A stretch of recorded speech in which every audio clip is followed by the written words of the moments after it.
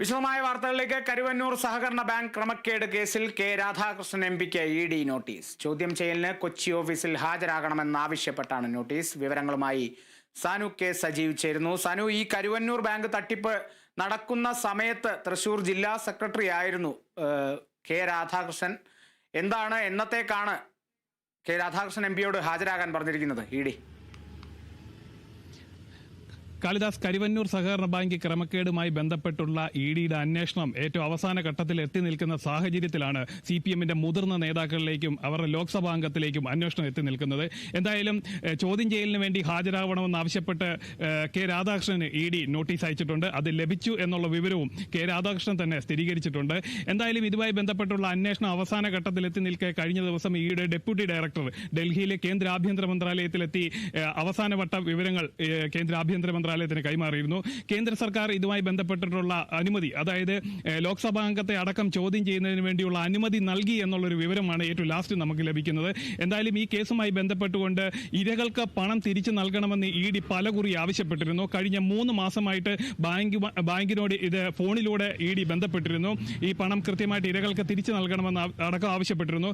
എന്നാൽ ഇതിന് ഒരു അനുകൂല നിലപാട് ബാങ്ക് സ്വീകരിച്ചിരുന്നില്ല. നമ്മൾ കഴിഞ്ഞ ആഴ്ച ED ഡയറക്ടറുമായിട്ട് സംസാരിച്ചപ്പോഴും പറഞ്ഞിരുന്നത് ഈ സഹകരണ ബാങ്ക് ക്രമക്കേടുമായി ബന്ധപ്പെട്ടുകൊണ്ട് ശക്തമായിട്ടുള്ള നടപടി പിന്നാലെ ഉണ്ടാകും, 1 മാസത്തിനുള്ളിൽ ഉണ്ടാകുമെന്ന് നമ്മളോട് വെളിപ്പെടുത്തിയിരുന്നതാണ്. എന്തായാലും അത്തരത്തിലുള്ള നടപടി തുടങ്ങിയിരിക്കുകയാണ്.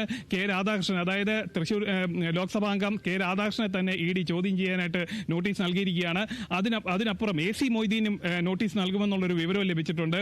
അതായത് മുൻ മന്ത്രി AC മൊയ്തീനെയും ED ചോദ്യം ചെയ്യുമെന്നും മുൻ ജില്ലാ സെക്രട്ടറിമാരായിട്ടുള്ള 2 പേരെ കൂടെ ഈ വിഷയത്തിൽ ചോദ്യം ചെയ്യുമെന്നുള്ളൊരു വിവരം ലഭിക്കുന്നുണ്ട്. ഇതുമായി ബന്ധപ്പെട്ട് മുന്നോട്ട് പോകാൻ വേണ്ടി കേന്ദ്ര ആഭ്യന്തര മന്ത്രാലയം EDക്ക് നിർദ്ദേശം നൽകിയിട്ടുണ്ടെന്നുള്ള വിവരമാണ് നമുക്ക് ലഭിക്കുന്നത്. കാളിദാസ്, തീർച്ചയായും സാനു, എന്തായാലും 128 കോടിയാണ് ഇതുവരെ ED ഈ ഒരു കേസുമായി ബന്ധപ്പെട്ട് പിടിച്ചെടുത്തത്.